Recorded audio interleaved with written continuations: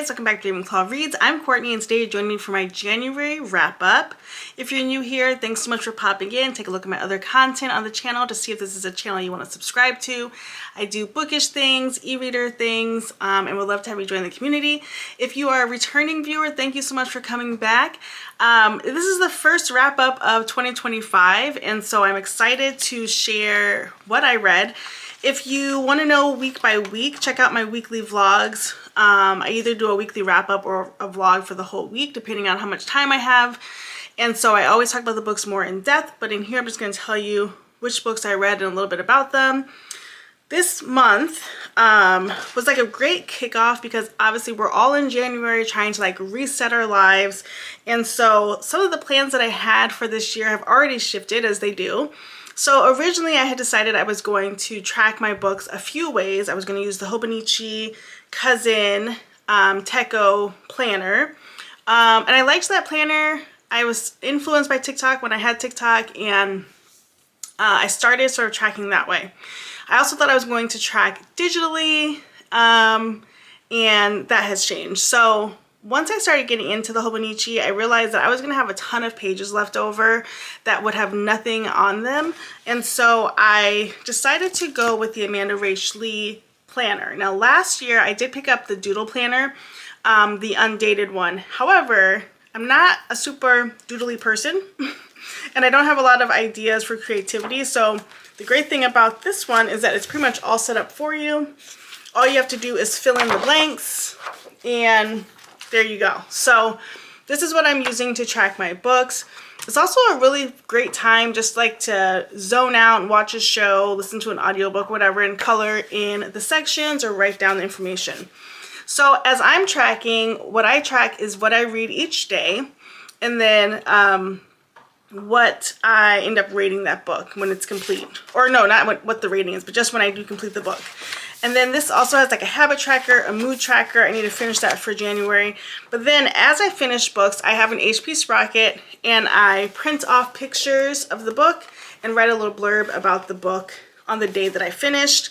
I print these off in 4s, and so I need a collage of 4 before I can add more. And so I took these from the Hobonichi, and then for the last few ones I read, I just printed full size. You can see they're pretty big, and so I won't be doing that again. But this is how I'm tracking this year, and so I think this is really great because it gives me an idea of what I read, what it was about, and I can better tell you in this wrap up. Okay, so by the end of December, I was feeling pretty burnt out on reading. I believe I read 170 something books last year. That was less than I'd read the year before, but it was still a great number. My goal was 100. This year, my goal is 120 books, and my goal for the month of January was to read 15 to 20 books. I did read 15 books, and it was a little bit of a struggle at the end, but I found myself finding lots of books starting and stopping throughout the month, and so I think that added to some of the issues. I am about 95% digitally reading at this point, and so I have a ton of books on my Kindles that are untouched or like 20% in that I'm trying to figure out and read. So I'll kind of talk through my month with you. So I started out the month reading Pictures of You, and this book, let me see if I can find the author. Hold on, I'll share as much as I can. Okay, by Emma Gray. And this book is it's somewhat of a love story, but it follows our FMC, female main character, who wakes up in the hospital and she has amnesia. She can't remember anything after the age of 16. Her fiance was in the car with her from this car wreck that she's in, and he passed away, and she's trying to like piece her life together. And on her journey of piecing her life together, she finds an old friend who she feels like, in her mind, they've been friends and they are best friends because they were at 16, but something has broken down in their friendship since 16 to about 30, and she's trying to piece that out. So we kind of have dual timelines going on where we have her trying to get her memory back in present time, and then we also go back, 16 years ago to when she was 16, 17, 18, whatever, all the way up until current time to find out what happened. I thought that book was really good. I want to say I gave it 4 or 5 stars. It was something different for me. It was way more literary fiction than romance, but if you follow my journey last year, you know I'm really leaning more toward literary fiction, and so I really enjoyed that book. Then I've been on my e-art game, guys. I went back to NetGalley this month, and since my channel has grown a bit and I kind of understand NetGalley a little bit more, I have been putting in like these amazing opportunities to read eARCs. And for those who aren't sure, eARC stands for the Electronic Advanced Reader Copy. You can also get advanced reader copy like a physical book, but I'm only on NetGalley, and then I'm a part of a couple of publishing houses that could send me things, but I always request ebooks because that's my preference.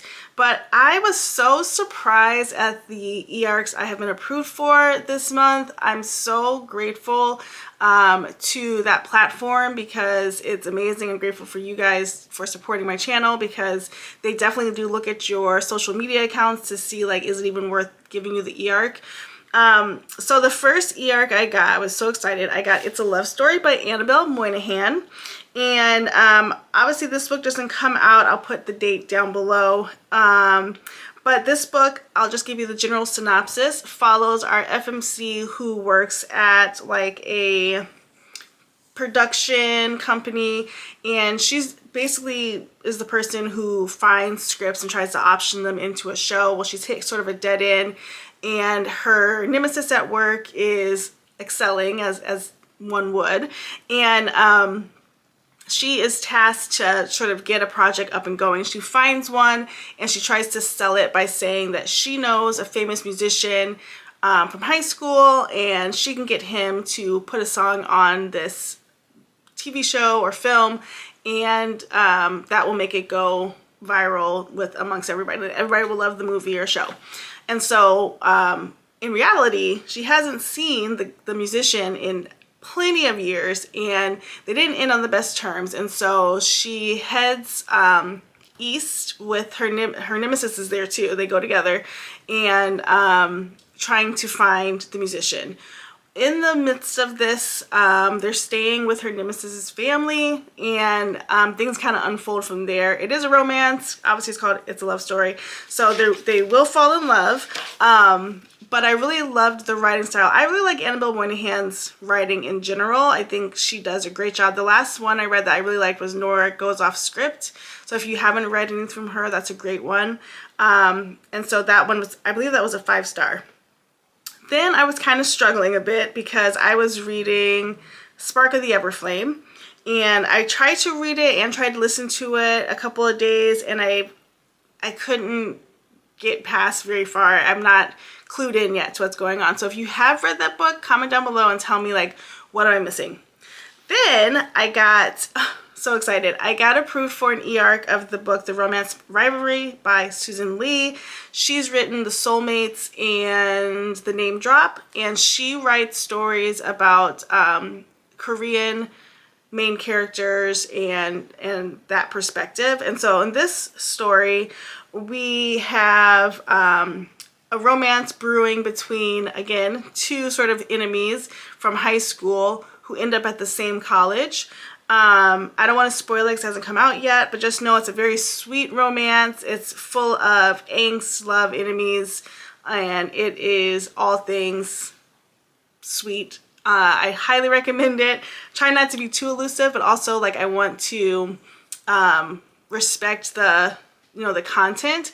I would say this book is perfect for anybody who loves the enemies to lovers, and they're kind of like enemies to friends to lovers, which I love because I do not like insta love. That is the worst to me. Same with It's a Love Story. They're both sort of enemies to friends to lovers, and that seems more realistic to me.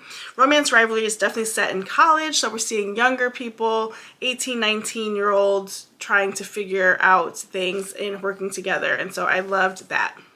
All right, next up, I read the book Beg, Borrow, or Steal by Sarah Adams. I had pre-ordered this book because I do like Sarah Adams' writing, and I was just excited for the new year and all my Insta buy books. So this book is about 2 second grade teachers who have not gotten along, but the MMC, the male main character, abruptly leaves his job, and the FMC is a little like, why did he go? He left, he didn't say bye to her, and although they had like a rivalry, she kind of felt like they owed each other at least saying goodbye to one another.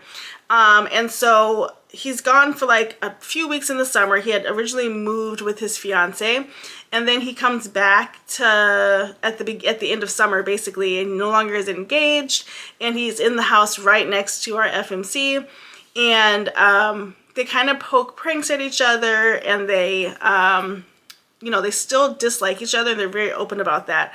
But one night the female main character accidentally sends a manuscript to her principal. She is a writer, or wants to be a writer, but has not had anything published yet, and our MMC is an undercover writer. And so she has this book sent off, and she's petrified because it's a spicy book, and she doesn't want her principal to read it. And so I think I gave this one 3 stars. I'll try to put the stars up on the screen. But so she sends the email to her principal, and the first thing she does is call the neighbor, her enemy, to come help her fix it. And like, he literally does. And so they go on this hunt to try to get this back from the principal's email. And so that's kind of like a back story of like, that's where they're trying to get to, but part of that is them getting to know each other, getting to know each other's backstory and what happened. But I just did not love how it, again, this is my preference, it went from I hate you to please help me, you're the only person that can save me from this thing that I did. And so that did not feel believable, but the read was easy, and it's good enough to recommend.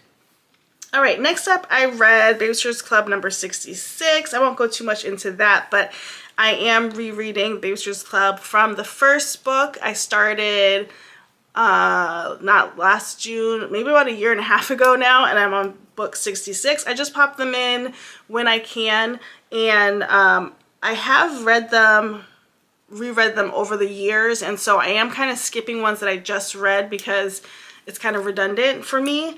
So I'm on 66, I read that one, and then I started to read The Path to Loving Him, which is a Megan Quinn book. I did not get anywhere with it. And then I started listening to the story, Is She Really Going Out With Him by Sophie Cousins. I actually ended up giving this book a 3. It took me practically half the month to get through it, because I'm not traveling a lot in the car, and so I just listened to it when I could. And this book follows a woman who works at a magazine, and her nemesis also works there. So lots of enemies to lovers this month, which isn't my favorite trope. But she is pretty much on the chopping block again, right? Either she gets a good story or she's kind of out. And so a story is pitched that she's recently divorced and hasn't started dating yet. So the story is that she has to go on dates that her kids pick for her, and then she writes about it. And so that's the premise. And then gotta love when the battery dies. So I don't know where I was, but I was talking about Is She Really Going Out With Him? And so I talked about the female main character needs a story. The kids are gonna pick dates for her. The male character is also writing a story.